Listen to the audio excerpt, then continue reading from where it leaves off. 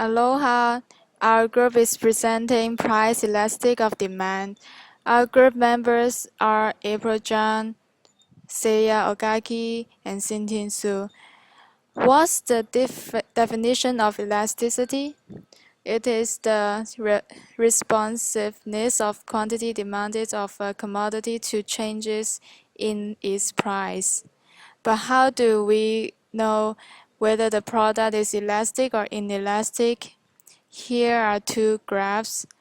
For inelastic, if the price rises from P1 to P2, we can see from the graph that the quantity demand changes from Q1 to Q2, and it is not as much as the change in price, which means that no matter the price changes a lot or does not change, customers still need to buy the product and they still need to use it.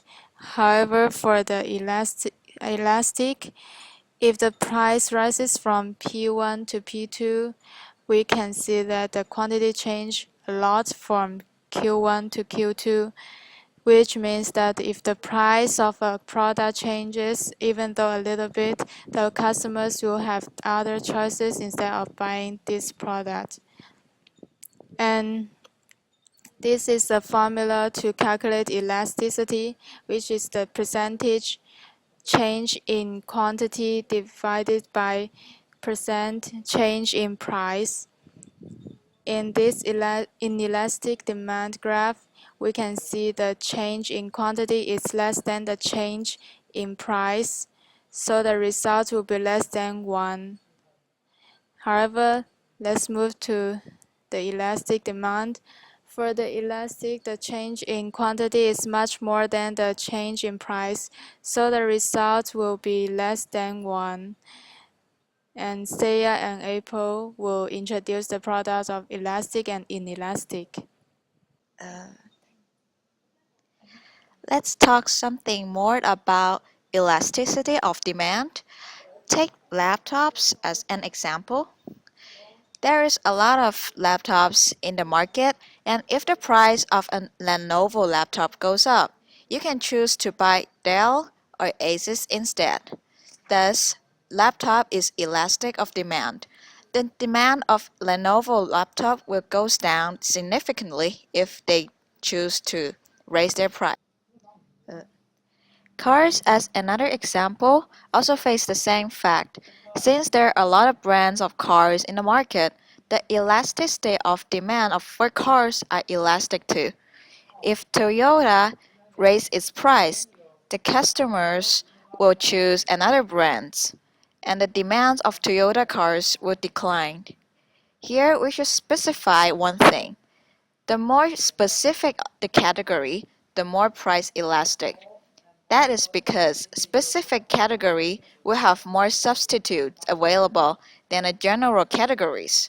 A box of Cheerio would be more elastic if its price increased relative to the price of alternative cereals.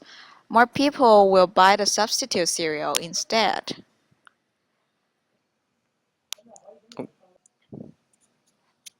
However, a box of cereal would be inelastic. If the price of all cereals rose at the same time, the drop off in sales would be relatively low. So this is inelastic. So water is a vital commodity.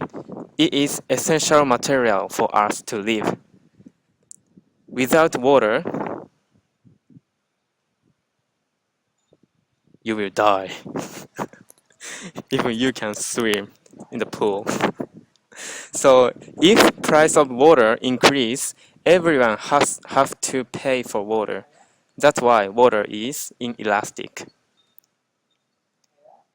Same reason, medicine is also essential material when you catch a cold.